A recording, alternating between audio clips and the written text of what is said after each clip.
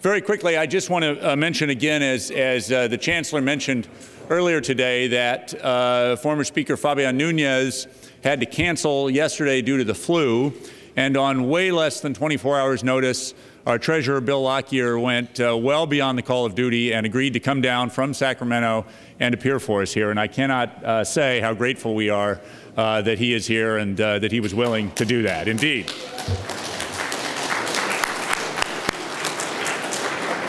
Let me very briefly introduce Susan Rasky, and then she will take it from there. Susan is known to many of you in this room. She's an alumni of Berkeley. She also holds a master's degree in economic history from the London School of Economics. She had a distinguished career in journalism, reporting for the Bureau of National Affairs and later for Reuters. She was also for a number of years the congressional correspondent for the New York Times. She won numerous awards during her journalism career, including the George Polk Award for National Reporting. Since 1991, she has been on the faculty of our journalism school, where she teaches, among other things, political reporting. So she's an ideal person to lead this discussion. Susan. Hello. I am really grateful to Ethan for giving me such good material here. My biggest problem and your enjoyment will be that I won't get a word in edgewise between these two. I will try and, unfortunately, they won't fight. I think this is the biggest problem. I will see if I can provoke them. I got a couple of things to tell you. You guys, please commit news.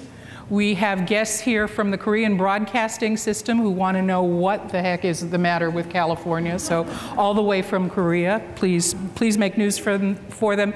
And we have some very young journalists here from, I'm going to forget the name of your high school guys, Monte Vista High School. And I expect you here front and center asking questions. You're the future of California. We need you. The rest of us have been hearing this discussion for about 30 years. All right, so in the spirit of committing news, guys, everything that has gone before you have heard. You have heard it for many, many years. You have at times preached it yourselves. I'd like you to please put on your political hats. This is not academic here. And let me start with you, Brulte. If I were going to do the most routine thing in the legislature, I was a citizen with a complaint, I was a citizen with a problem, I would not go to Lonnie Hancock, I would not go to the leader of the Senate or Assembly, assuming I could get there. I would probably hire your firm to help me get what I want. Maybe now I'd have to hire Naylor's firm because he's going to be helping out IGS, but well, my point is... Let me make some news. My firm is much better than Naylor's. Or Mercksimers. Sorry, Steve. Give Steve credit too. But my point is, I wouldn't even on a routine matter, let alone a complicated matter, bother going to the legislature anymore. Is that fair? Is that accurate? I mean, would you? Well, one, I think it's horribly unfair. Having never served with Ms. Hancock, I can't address that component part about it, but let me just give you a real life example. A woman came to me when I was in the Senate. She had something called the Garden of Angels. People used to abandon babies, generally within the first 72 hours of birth. They'd end up in dumpsters dead. And, you know, there was no one to claim them. She used to go to the sheriff's department and the coroner's department and take them and bury them. And she had this plot of land in a cemetery in my district. And she came to me and said, please put me out of business.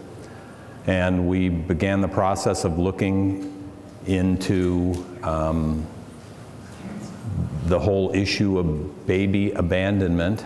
I wrote a law that said that you could take a newborn within 72 hours of their birth, drop them off at any hospital in California, no questions asked, turn that baby over, and we will put that baby up for adoption. It became law. We've saved a couple hundred, 250, 300 babies.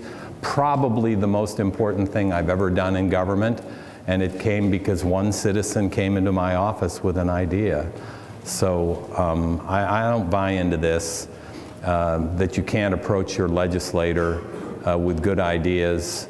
If you can't approach your legislator with an idea, you ought to get a new legislator. They work for you, not the other way around. What if I had a complicated idea? Complicated ideas are complicated, but you know what?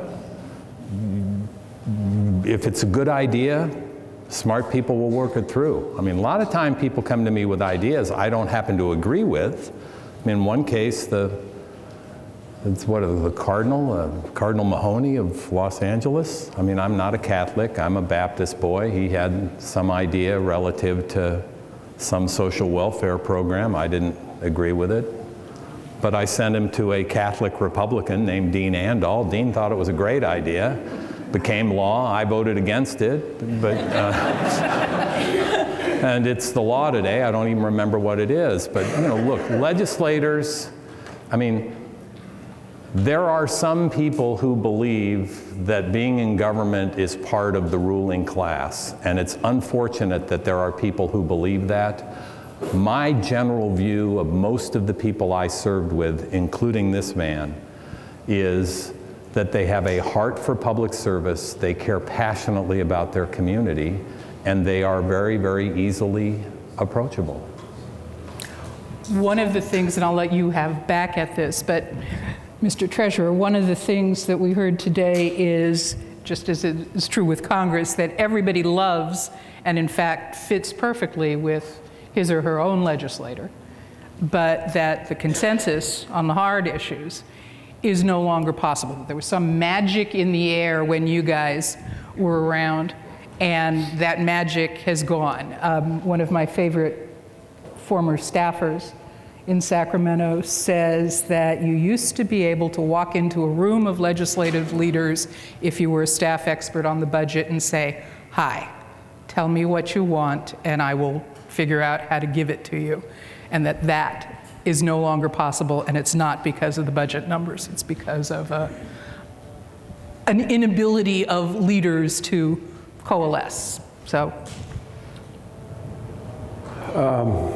Well, first of all, let me dispute a little bit the premise, because there's some polling data now that shows for the first time people think their own legislator is viewed unfavorably, not just the rest of them. So there's been So there is a shift, you think? Yeah, there's been a erosion of that sort of general rule, which we saw for a long time.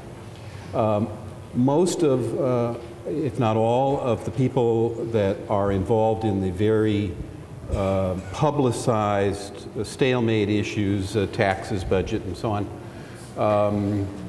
both sides of those debates are probably representing their constituents' point of view. And it reflects to a great extent the way in which we live we've sort of re-tribalized in communities that are Republican and Democrat and so on. And so in that respect, they're doing their job. I think maybe if to the extent that that's been there for a long time, but to the extent that there is a change, Jim Brulte, who is so talented, it's impossible to describe all of the ways, but and modest. Mostly, yeah, but that too, and but Bill Bagley, who's here, Bob Naylor, who's here. Paul Priolo, Monaghan, Maddie, Beverly, whose funeral is tomorrow. Anyhow, there was, I think, a different breed of Republican, not philosophically necessarily that changed, though some of that. It was more a feeling, I think, that their job was to get something done. And when Jim and I worked on matters together, there was sort of a feeling, we got to figure out how to get things done. And that's been replaced by a much less trusting, perhaps less knowledgeable, more combative, and more ideological interaction. It's largely a function of term limits, I would say, but it feels different to me. And you know, it's common to say, well, you know, there's been this polarization and the Democrats have moved left and the Republicans have moved right, and maybe because I'm in one side of that, I haven't noticed the drift, but I think it's not so much philosophical, although there's some of that, as more as this sort of culture of trying to accomplish something that I find not being the primary motivation. Jim, do you agree? Well, I agree with part of it. Let me take a minute and try to explain. From 1932 to 1964, we had political parties that were not ideological. They were the haves versus the have-nots. There were basically two wings of most parties. My party, the Republican Party, had the Rockefeller wing, which was a more liberal wing, and the Goldwater wing. Taft originally had it more conservative. The Democratic Party, you know, had northern liberals, southern conservatives, southern Dixiecrats, racists. I mean, they didn't have a lot philosophically in common with northern liberals. And that's why we used to balance tickets. You know, back when I was a kid, you balanced tickets. Why did you balance tickets? Because there were two wings of both political parties. In 1964, parties started to align away from haves versus have-nots and along ideological lines. And that had started in '64. It's brought us to where we are today. You have two parties. The Republican Party is the conservative party. The Democratic Party is the liberal party. So there is a structural change in the parties. That's point number one. If you add to that, let's take California. When I ran for the Assembly in 1990, 10% of the electorate were declined to state. About 50% were Democrat, a little shy of 40% were Republican, 10% were declined to state. That 10% today is 20%. Who are they? They're moderate Republicans that left the center-right party, and they're moderate Democrats that left the center-left party. And if you're a center-right party and you void moderates, you become a more right party. And if you're a center-left party and you void moderates, you become a left party. So, today, legislators of both parties, I would argue, are more liberal or more conservative, depending upon their party, than their earlier counterparts. This gets exacerbated by three things. The first is term limits. If I said only Richard Nixon could go to China, most of you, except the Berkeley students here who may not know who Richard Nixon is, he's a former president, died a few years ago. But if I said only, that wasn't a shot at Berkeley, it has to do with age. If I said only Nixon could go to China, most of you would know what I meant. Here's a guy who for 20 years was a strong anti-communist, so when as president he announced that he was going to go to China, not Taiwan, but Red China, most conservatives said, just like my dad did, I don't understand this, I'm not sure I like it, but I trust Richard Nixon, and so I'm going to give him the benefit of the doubt. You send people to the legislature, they're there for 4 years, they never have time to establish their credentials with their core constituencies to ever be able to tell their core constituencies no. One of the biggest problems with term limits is when Bill Lockyer and I were the leaders of our party, special interests needed us. That is not true today. Legislative leaders need the special interests. It's a horrible paradigm. It's also exacerbated by relatively safe seats. Now, most seats are going to be safe in California, no matter how you draw the lines, as long as you comply with federal law, because as Bill Lockyer has appropriately said, we've kind of tribalized by community. Interesting. My goal will be to get Jim Brulte quoted in your hometown newspaper saying that. In 1991, when the Supreme Court drew the lines, there were only 14 competitive assembly seats. That meant there were 66 safe assembly seats. Today, instead of 14, there are 8. Not much different.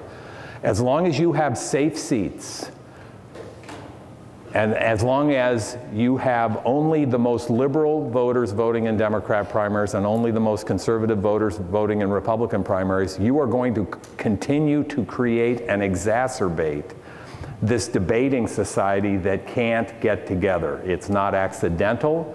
that Gray Davis, an instinctively moderate Democrat, had trouble with the legislative wing of his party. Arnold Schwarzenegger, an instinctively moderate Republican, has trouble with the legislative wing of his party. 6 Republicans voted for tax increases. 2 of them, their leaders, were removed from office. The other is going to be the subject of a recall, and another one was just the subject of a recall that didn't fail. But that's 2/3 of the Republicans that voted for tax increases faced punishment. And the reverse is true too. You know, put up a bill that deals with organized labor in an unfair manner, or some would say a fair manner. Watch how many Democrats who support it end up getting reelected. We have created a structure of dysfunction, and it won't change unless we make 2 or 3 changes. Sorry, that took more than a minute. All right. I know you've been in favor for a while of lengthening term limits, but were you not there at the beginning in favor of what we've got now?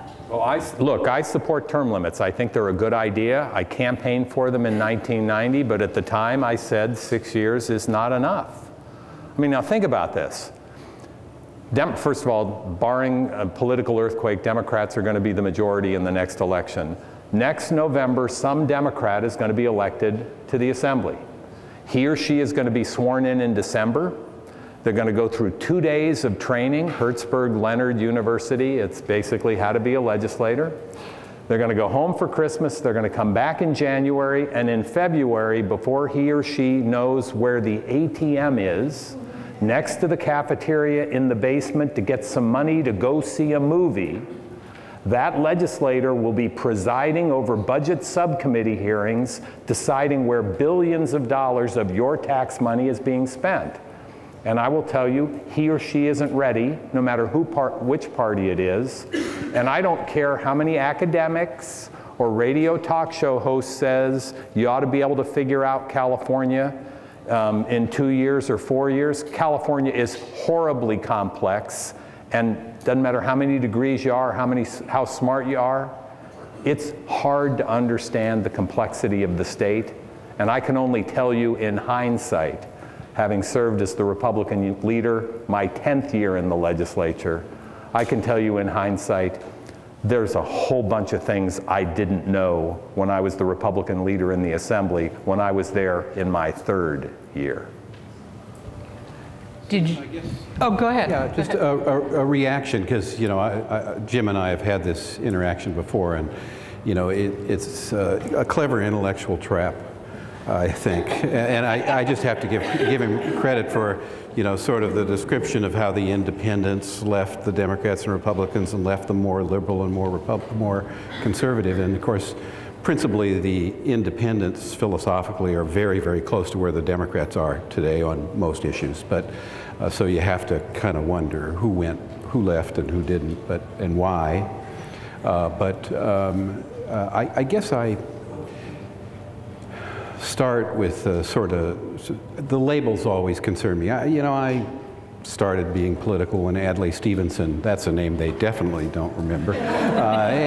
But Adlai Stevenson, as governor and presidential candidate, used to say, you know, I'm much more aware of the things in the American tradition that I would conserve than I would change. And that's my view too. It was a lot of years ago, but I'm still a First Amendment purist, and I was sitting in Sproul Hall as a free speech advocate a lot of years ago.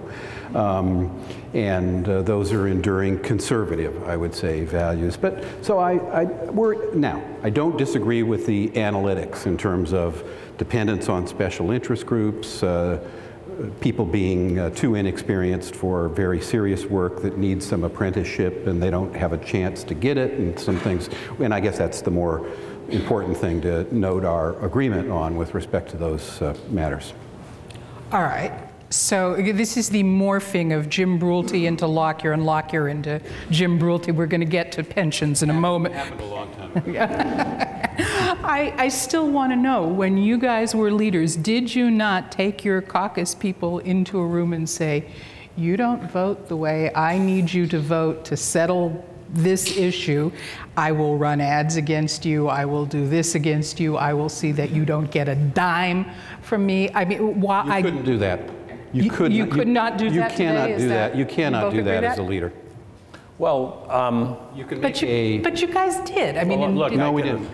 I was the minority leader. My general view is there are 3 ways you can motivate people in Sacramento. With the ability to reward and punish through sheer force of personality, or a combination of the both. Mm-hmm. When you're in the minority, you generally just have to do it through force of personality. The majority leader tends to be able to do any of the 3, but there are 120 legislators, most of whom get up every morning, look in the mirror, and think they can be governor. And you spend, I never did, but you know, I never wanted to be governor. And by the way, this man should be governor.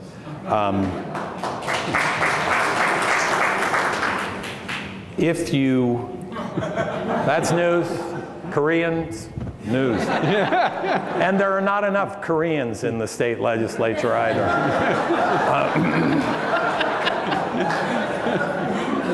But you know, if you, I mean, you get to do that once, maybe twice, but at the end of the day, they'll hand you your head. You have to make compelling arguments as to why things are good public policy, and from time to time, why things are good politics. And my general view is good policy is good politics. I agree.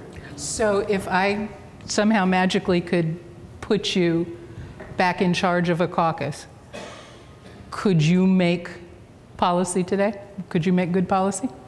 You could make a piece of good legislation like the one you gave me the example of, but could you make policy on the big stuff? I think so, although,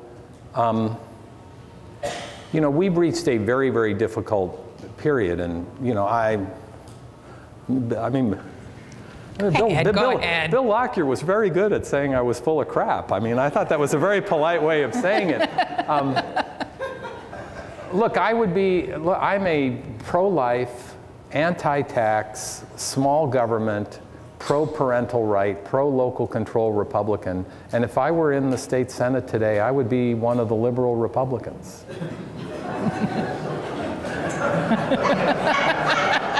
It's more attitude than philosophy. Temperament. There is a different breed. And it's on both sides. The difference is the reason it's not as pronounced, I think, on the Democratic side is because they're in charge. They actually have to govern. And that does mitigate you a little bit. But I think the answer is yes, but given what I think is a historic rebasing down of revenue, you know, this isn't a blip. It's a historic rebasing down. It's not just California, it's the rest of the country. You know, when Bill Lockyer and Jim Brulte sat in a room together, we had 3 choices.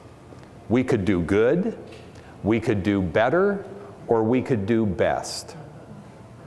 And when the people in Sacramento get together today, they have to find the least worst. And so the challenges that they're facing are not significantly different, I think, than what we went through, but they seem to be in terms of magnitude greater because both political parties overspent and broke the bank, and both political parties would rather not solve the problem. I mean, Republicans don't want to raise taxes, so they will borrow billions of dollars and push the problem out into the future. Democrats don't want to cut, so they'll borrow billions of dollars and push the problem out to the future. Although Republicans did vote for taxes last year and Democrats do vote for spending cuts. But, you know, they're not around long enough to have to live with what they decide. And that's a little bit of a problem. Well, we're getting to the morphing part now. I want you to talk about what you've been saying lately, which is why he wants you to be governor, I think. He hasn't heard it yet. Oh, he hasn't heard it yet. Well, we could start with spending caps. We could start with public employee pensions. You know, pick your pick your Jim Brulte issue. Well, I'm the banker. And so my job is to kind of admonish the folks that want to spend, and it's whether they're spending in the way of tax cuts for some business entities that they like, or public programs for healthcare or whatever. My job is to admonish them to figure out how to do those various things in the context of balanced budgets. Sort of an old-fashioned idea, but the last time we had one of those sort of balanced budgets happened to be when I was pro tem and Jim was the minority leader in 1997. Last 12 years, we've not had a balanced budget in California. External borrowing, internal borrowing, gimmicks, and so on. And it just has to stop. It just have to stop it. And so, you know, I have my own view about what the proper mix of tax or cuts should be, although one of the things I did do in testifying yesterday in the legislature was to say to the Democrats, look, 2/3 of the bills here, 3/4, by the way, are introduced by Democrats, 2/3 of the bills are junk. Just stop the madness. And Democrats have to discipline their own members. Don't just rely on the opposite party to point out how stupid some of these things are. Do some of your own self-discipline. And I know you all believe that somehow the solution to all these problems is to have tax increases. Give it up. It's not going to happen. It maybe shouldn't happen, but it's not going to happen. So what Republicans bring to the discussion is at least a commitment and sometimes some special knowledge about how to run organizations efficiently. We need that. We need to figure out how to be more efficient with the resources we've got in the public sector. And so let's get together, do genuine and significant, serious oversight. When you do budget hearings, or my recommendations are, the new legislators ought to be required to sit down with the committee consultants that have been there, hopefully for a while, and talk about what's the policy development in that pond for a decade. They ought to, as a committee, talk about what are the 2 or 3 big things we're going to work on this year. They should, if they're doing budget work, go out and actually visit the Employment Development Department or whatever the heck it is that they're trying to write some abstract policy about, to be much more Aristotelian, get right in and talk to, not the director who's going to whine about their budget, but talk to the people that have worked there for a career about what goes on and what could be done better. So we have to redirect, I think, our energy in a very substantial way to do that kind of thing. And example, because of term limits and the things that Jim, I think, quite smartly talked about with the dependence on special interests, term limits have amplified enormously, not just systemic, but individual obligations to the people that fund you. And my example that I always give is, I was first elected in 1973 to the State Assembly. I can tell you to this day, every major contribution for and against me. I can't tell you that for 1976, or 1984, or 1996. I don't know. I'd have to go look up the records, but I can tell you that one, and you remember those indelible first experiences, like lots of things, that last 6 years is too short a time. And you're too dependent on the next campaign you're going to have to run. Once I was in the legislature, after a campaign, if I spent 1% of my time fundraising, I'd probably be exaggerating. As a leader, as the banker for the caucus, it was substantially more, but that was part of my job. Now it's a constant thing that's going on, and it needs to change. And so an example for Democrats is, in the current environment, they cannot fix the public pension and health system. And if it's not fixed, bankrupt was probably too strong a word, it's the one I used to get their attention, but it will cause enormous hardships on all public needs, and potentially could bankrupt some local entities or the state. I don't think the Democrats are capable of fixing that. And unfortunately, the Republicans aren't capable of fixing it intelligently because it's all cant and anti-public employee sort of perspectives as their political enemies. So it's an example, I think, of where there's a great need and an inability to address it. Sorry, I went too long. No, I'm happy to let you go. At the beginning of this conference, Jack Citron showed us a bunch of statewide polling that suggested about the closest thing to a consensus there was in California was term limits. You guys, having been there, done that, are certainly in agreement on it. Is that, if you could wave a wand, if I could wave a wand, if any of these people could wave a wand, is that the systemic thing you would fix first?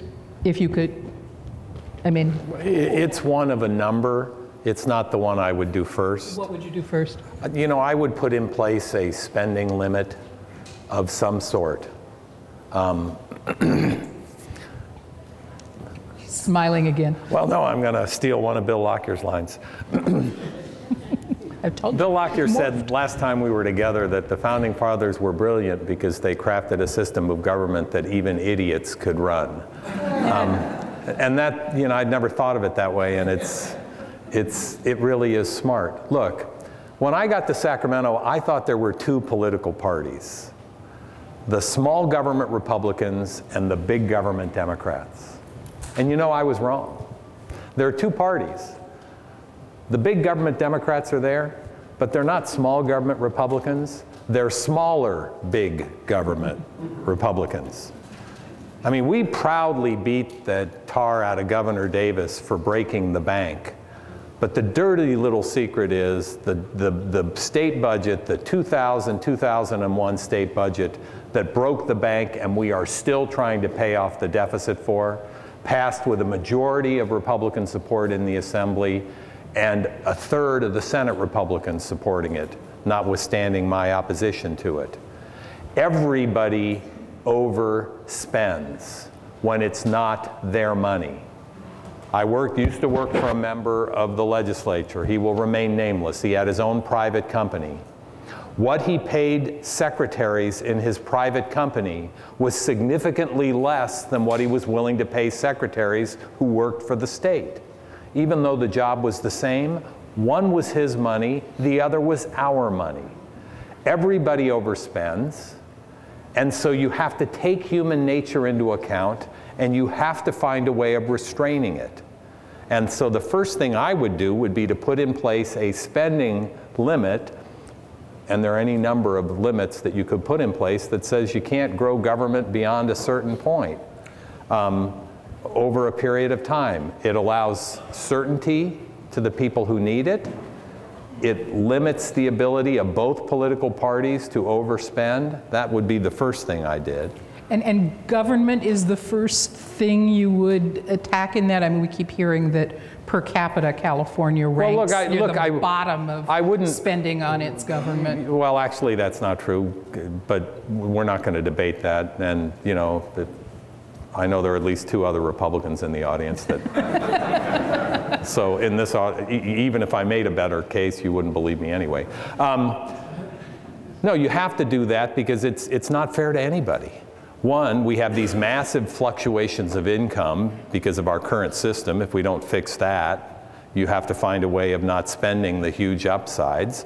And two, I mean, is it fair to a state employee to say, oh, hey, sorry, you know, we gave you a pay raise 3 years ago, but now we're going to send you home 3 days a month without pay. You're going to get a 14% pay cut because we can't figure out how to do our budgeting. I mean, it doesn't benefit anybody that we don't have certainty or we put enough money away for a rainy day. All right, so spending cuts first. No, I didn't say that. Cap. I spending said cap. And I didn't say that either. I said a spending limit.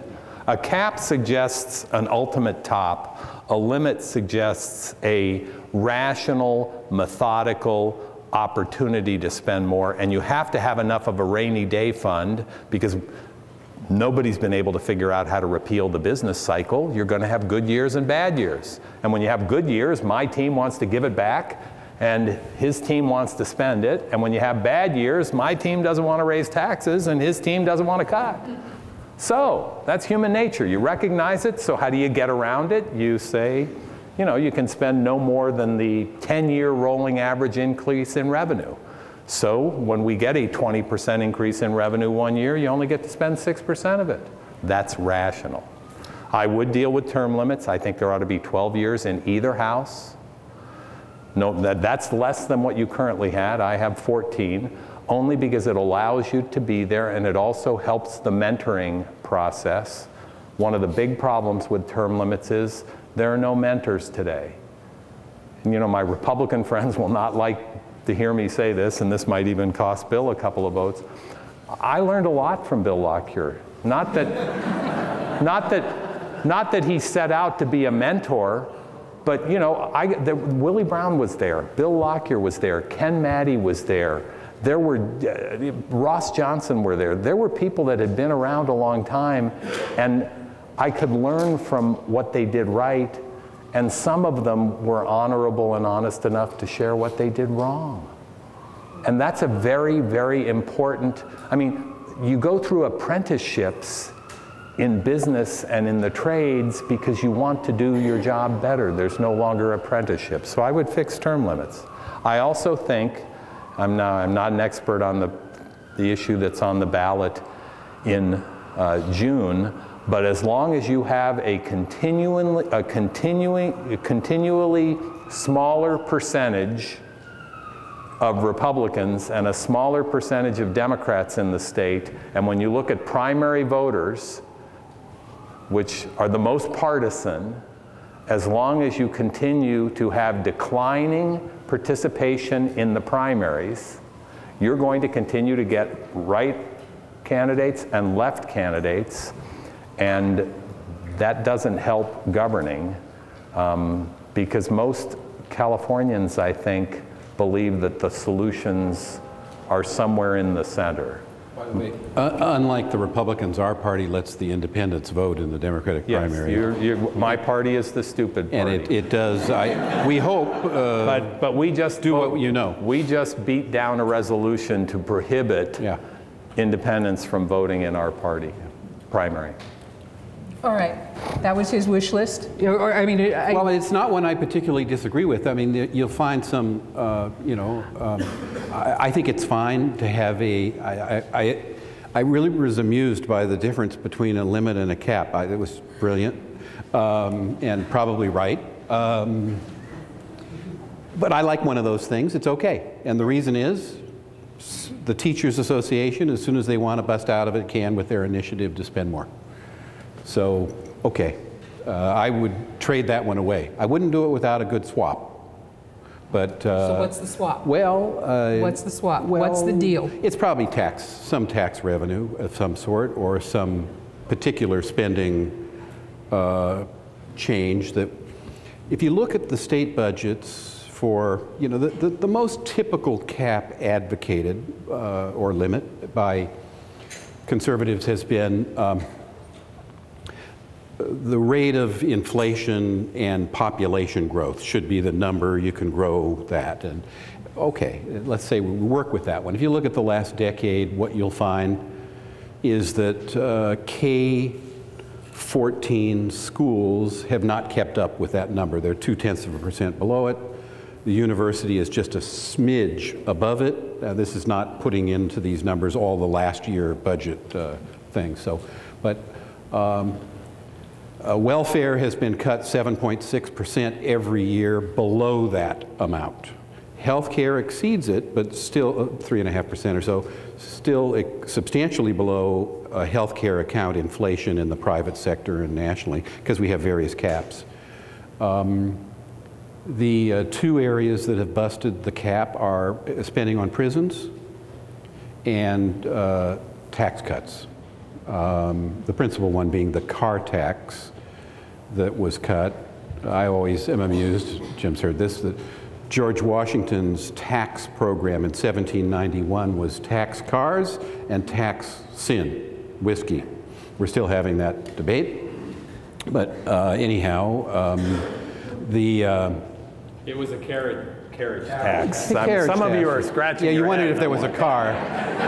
It was a carriage tax. Yeah. Anyhow, thanks, Jim. Well, this isn't Stanford, you know. Yeah.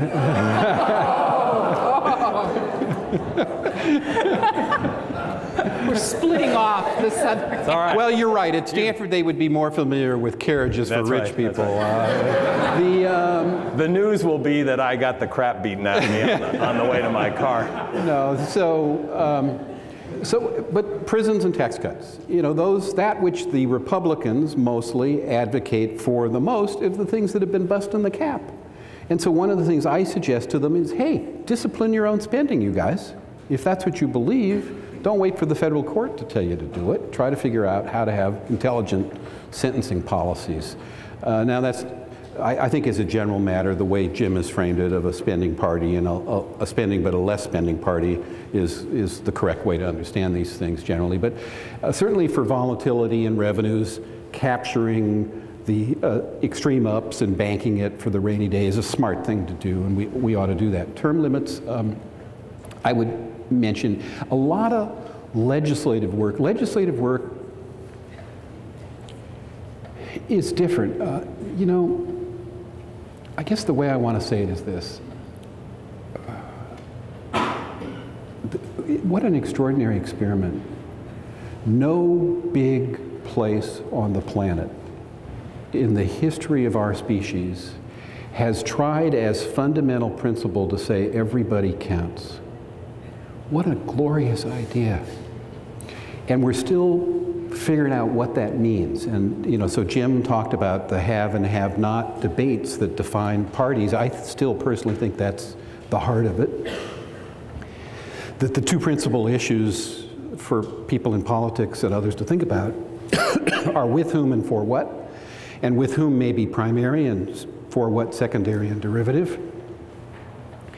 But that's still a very important concern and distinction between parties. Excuse me. But the other thing in this, what breaks my heart is here we have this noble experiment and people don't give a shit and don't participate. And I don't know what to do about it. It breaks my heart. They don't care, they don't listen, they're too busy, all of the stuff, you know, participation rates and so on. I don't know what to do about that. And it's going to be a failed experiment if we don't figure it out.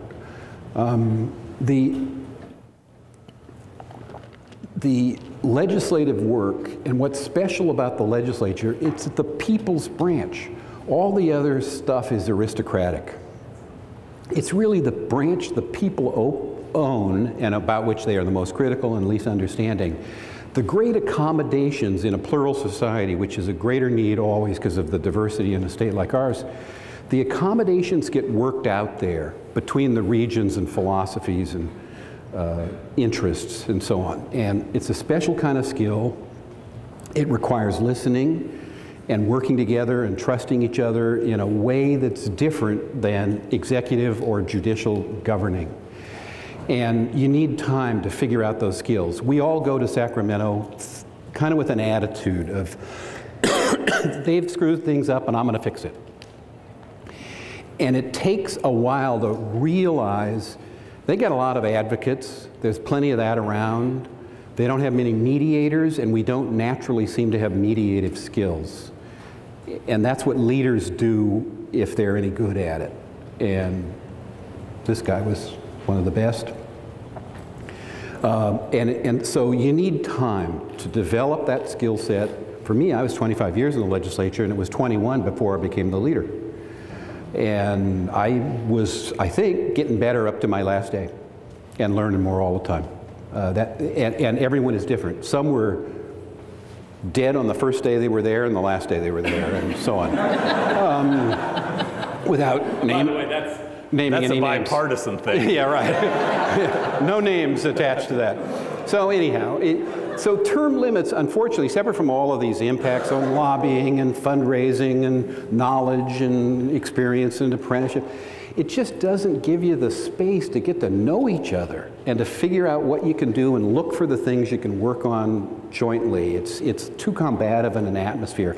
And the voters think it's a good idea. And unfortunately, it's probably not going to change in the near term. And it's tragic. I'm sorry, you want? Yeah. Are we doing questions? Yeah, we are going to do questions, and we're going to start questions, but I want to ask you one thing. You scared me for a moment. I thought we were going to get to the one thing that hasn't been blamed for the problems in the state, and that is the media. I want to thank you for not blaming the media, but I am struck when you both talk about how much of your solutions are Sacramento-centric. Do you think some of the problem is that nobody has time to worry about Sacramento? You guys spend, or the guys there now, spend too much time in Sacramento and not enough time communicating with folks back home? Or doing dog and pony shows all over the state, or holding hearings all over the state, that kind of thing? I don't think so. I mean, I happen to live in my district. I flew home every week. I spent a lot of time. My phone number was in the phone book. I interacted with real people in the community all the time, and it was actually interesting because Sacramento is a television market, and I was on television a lot in Sacramento. I was more well known at this grocery store in Sacramento than I was in Rancho Cucamonga. And when people know you, that you get a different reaction. You hear things differently. So I don't think that's necessarily the problem. I think the problem is people get elected and they're thrown in, and your lead. I mean, look, this is not a criticism of Fabian, and it's not a compliment. Shouldn't be taken as one of the other. Fabian Nunez was elected Speaker of the Assembly, 13 months after he got there. Look, I was a freshman elected leader of my party in both houses, and I can tell you, for good luck, Pete Wilson, if I had to be the Republican leader standing up to Gray Davis as a freshman after 2 years, I wouldn't have been able to do it anywhere near as well as I think I did it, having been there 10 years. And so what you have today, I'll never forget this, the very first thing I learned from Bill Lockyer was I listened to him have a discussion about incrementalism. I was this new kid, I wanted to change the world. And he talked about how he had been there a number of years, and slowly but surely you can incrementally move to a goal if you just stay determined. I'll never forget that. And where we are today, and term limits is just, it's the default. Too many people talk about it. It's one of a number of things that need to be changed. But you have very young people there, and they're being led by people who haven't been around long enough to see all of the problems or having been through this. Look, is there anybody in this room that doesn't know that there's a business cycle? We have members of the legislature today who have never had money to spend because we've been in the tank since then. Let me give you 3 sets of numbers. Pete Wilson left office, the general fund was $57 billion. We had a 34% increase in 2 years under Gray, from 57 to 78. 21 billion growth on a $57 billion base. You had people there who spent it. The budget this year is what, 85? Okay, 10 years later, from 78 to 85, and we still have a massive deficit. Well, some of that borrowing, by the way. Well, and that doesn't count off the book stuff. And it's not just the legislature, it's the executive. I said this, I think I said it to the Los Angeles Times. If Bill Lockyer had been governor in 1998 or 99, 2000, 2001, he would have never let the legislature do what they did and break the bank. But you have young people and old people who are relatively new to the political process. They react to the interest groups that help them get elected, and they spend money they don't have, they support programs that are not supportable, and we collectively are going to pay a huge price for that beyond what we've already paid, and it's not going to be fixed in the short term. And heaven help the next governor, whichever political party it is, because it's going to be even worse for them because we're still not out of this. The budget account suggests that the next 2 years, it's about a $38 billion deficit. So approximately $20 billion a year more has to be cut out of the next 2 budgets. Understand that 75% of the state budget is transfers to local agencies. It's schools, cities, counties, special districts. It's not some state spending. So one of the things that always sort of annoys and amuses me is to hear my local mayor complain about how the legislature is, or governor is raiding their accounts. And well, if you got a huge problem with deficits, how do you immunize 75% of it that goes to local agencies and make up the billions? You could shut down everything else, prisons, universities, and still not get there. And it's unfortunate that everyone sees their piece of the pie and doesn't fully understand the way all the pieces fit together. All right, it's your turn. So whoever has the microphone, if you would let some folks question. Yes, the gentleman in the front here. Here comes. Loud if you want.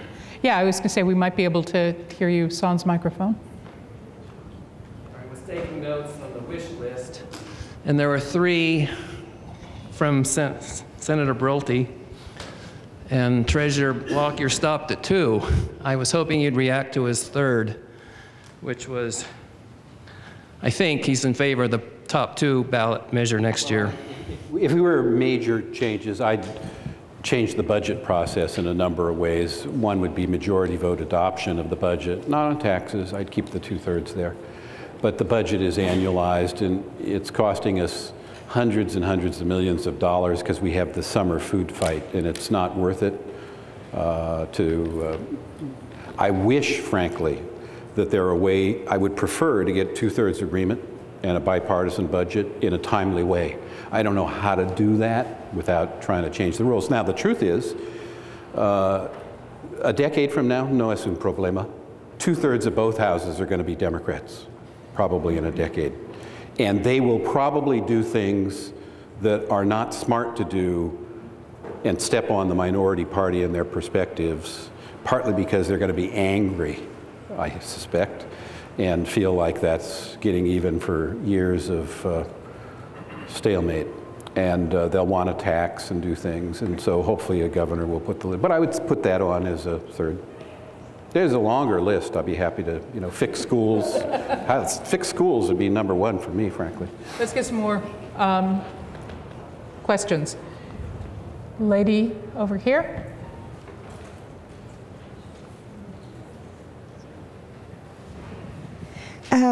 We all know that education is in dire straits. And we know that Proposition 98 has created a problem because the schools are not always getting their money from the taxes. My question to you is, and we also know that there has to be some oversight as spending. You don't just give, schools a large chunk of money. But the legislature passed a bill for taxing the oil that comes out of the ground. It passed, but can you... It actually hasn't passed because it takes 2/3 to pass, but the Democrats are fine. I thought the governor vetoed it. No, it was in the context of a swap and bundle, but anyhow, it's not going to pass. It's not going to pass? Not going to pass. Takes 2/3 vote. Okay, well, I thought that passed and the governor vetoed it. No. Okay. But did you have a point about it? Were you going to blame him for vetoing it? No, I just am curious because at one point, we have an issue where we can fix education. I don't think anybody, I know that taxing the oil out of the ground would raise our taxes for gasoline that would come put in our cars. But the fact is that I think there are so many, I think the people in California would support paying a little more for gas to take care of our schools. They are in deep trouble. If I may, let me tell you what the rule is for those of us that did tax work for 20 years. What people, and we find it in this other context that was referred to earlier, the wish list is a lot longer than the I'm willing to pay for it list. And we see that with the general public. But the tax rule is, don't tax you, don't tax me, tax the guy behind the tree. Everyone thinks a tax is good if it's levied on someone else. Now, at least you were taxing yourself and you're driving, and I commend you for that statesmanlike view of things. I'm not, I was, by the way, the first major bill I carried was to eliminate the oil depletion allowance, which was sort of a special double expensing that oil companies enjoyed for decades in our state, and it was quite a fight.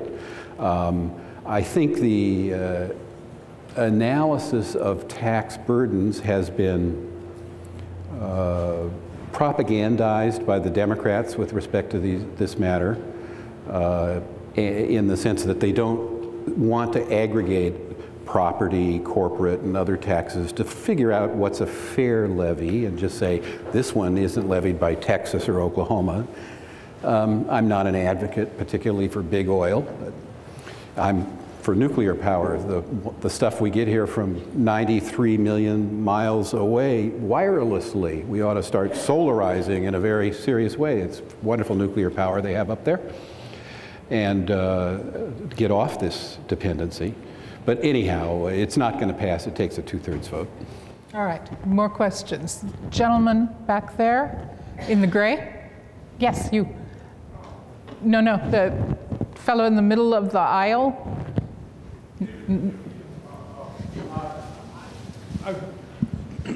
I've heard a lot of references to the public opinion being divided and problems as if they originate with the electorate.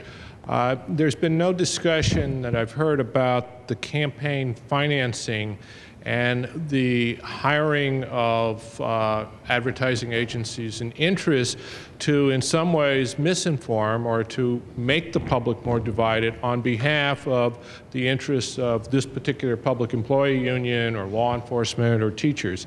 Is there anything that you would suggest that could make the campaign process less irrational and therefore perhaps make the public vote or allow the public to vote in a way that some might consider to be more rational? Well, I don't think they were irrational when they elected Bill and they elected me, but campaign finance is a very interesting topic, and we could do hours on that. If I could wave a magic wand, I'd do 2 or 3 things. One, I'd say instant reporting. Whenever anybody gives a contribution, it needs to be reported on the internet within 24 hours. Now we require it at a certain level. We ought to do it, at a much lower level. 2, I would say that, I'm not a big believer in contribution limits. I think people have a right to give whatever they want. But in this state, we have contribution limits. If I want to run for governor or Bill Lockyer wants to run for governor, it's what, 20, 28, 29? $25,500. First thing I'd say is if somebody who has plenty of money, like 2 of the Republicans running, Steve Poizner and Meg Whitman, full disclosure, I'm chairman of the Poizner campaign for governor. If a millionaire wants to run and spend their money against you, there ought to be no limits for you, because we're making it very difficult for middle class people to run statewide in California because it's very, very expensive. Transparency is the most important thing, including transparency for groups that do issue ads, whether they're the Sierra Club or Big Oil. I mean, we've created this new kind of morph issue ad where if you don't mention a candidate's name, you don't have to disclose, and I think all of that is horrible. Let me tell you the one thing I'm absolutely sure about relative to campaigns and money. Money in campaigns are like ants at a picnic. It doesn't matter what you do to try to get rid of them, they're going to show up. And we started to try to fix campaigns because we didn't think Richard Nixon did the right thing in the 70s, and we created the FECA, the Federal Election Commission Act. We limited contributions there. The parties have figured out how to get around them. It doesn't matter what you put in place, people will figure out how to get around it. So if you automatically disclose, you should automatically disclose. I would only add that I largely agree with the comments Jim made. I think of it not as, maybe because of my background, but not as ants at the picnic, but as gravity. And in our society, money is a fundamental principle, and it affects everything. I don't know how you can not expect it to affect public policy and politics. And so now the way people have gotten around all the the limits is to have independent expenditures, which you can't probably do anything about. The only solution and I say this facetiously, but the only solution to money in politics I can see is this. We elect legislators for 8 years. They are banned from ever running from another office, and you select them by lottery. And you have robust recall for the mistakes that came out of the lottery box that you wish you didn't get. I don't know any other way to not have money influence. Now, I'm not sure I want to do that. But if you really want to do it, that's the only way I think you can. Yeah. This independent expenditures that Bill talked about, let me tell you why I don't like them.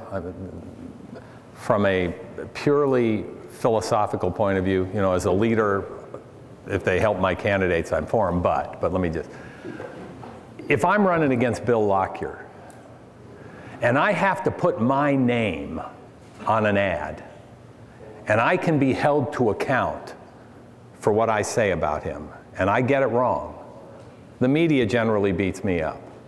These independent expenditures, you don't know who they are. They can say whatever they want about Bill and I, and they don't care. And that's horrible. And that's a change that's not very good for not only democracy, but for the political debate. Okay, and also not one open to amending in California, right? This is a Supreme Court issue. We have the First Amendment that's a constraint. Yes, yeah. Well, and the Supreme Court of the United States. All right, more questions? We've probably got time for about one or two more. Yes, the gentleman from KQED. Okay, how about one from the young people and then one from KQED? Get the media in here. Where are my young journalists? All right, which journalist is going to ask a question? You both say that term limits should be increased because legislators don't have enough time to understand the government. But if term limits were increased, wouldn't that stop the influx of new and innovative thoughts and ideas that will help us solve our state's problems? A good question. The question, for those who didn't hear it, was there seems to be a bipartisan consensus, at least on this stage, about lengthening term limits. Mm-hmm. And the question is, wouldn't that stop one of the benefits that some people see to term limits, which is getting women, getting well, look, the answer to the question is no. And and let me flip it on the other side. If bringing new ideas is the only way, and term limits negatively affects that, we ought to just say everybody gets to serve for 1 day. You'll have a constant turnover. I know some great people that served a lot longer than 12 years in the legislature. I happen to think 12 years is more than enough to learn the job and get done what you want to get done, and then move back into the private sector and live there. But I will say it again. I'll say it again. Currently, the way it's structured, particularly in the Assembly, you have people who are casting votes that affect your lives, and they don't understand the full ramification of it. And that's not good. And you don't get rational look, if you look back at most of the great compromises, this might be a paper that somebody at Berkeley ought to do. If you look back at most of the great compromises that took a problem and fixed it, they tended to be put together by people who weren't there as freshmen. They tended to be put together by people who had been there a little bit longer to understand the full width and the dynamic of the problem. Quickly, because we want to... The more recent results of elections are more white males are getting elected locally, mostly from local government.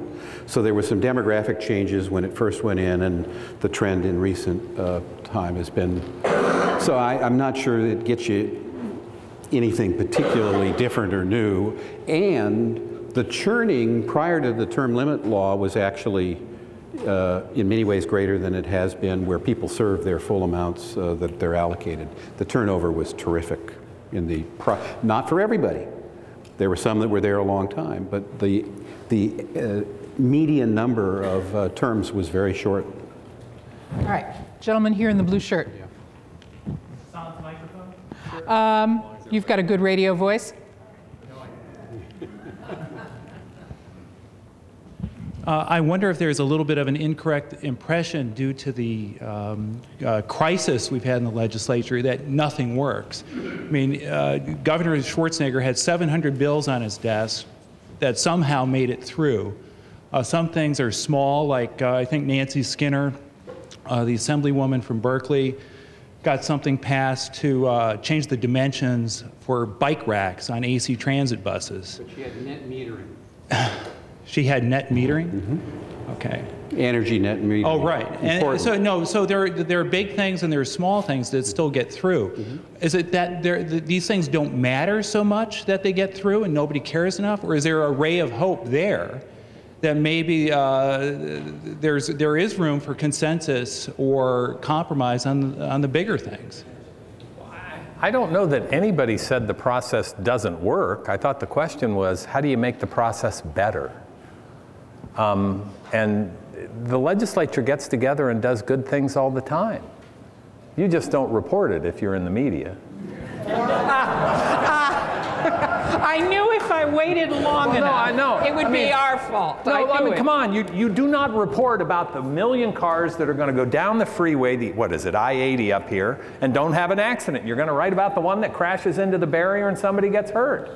The legislature does a lot of things together very, very well in a bipartisan manner. It doesn't create news. Actually, we do report on the million cars, and that they're all out there for 4 hours every evening. Oh, well, then I stand corrected.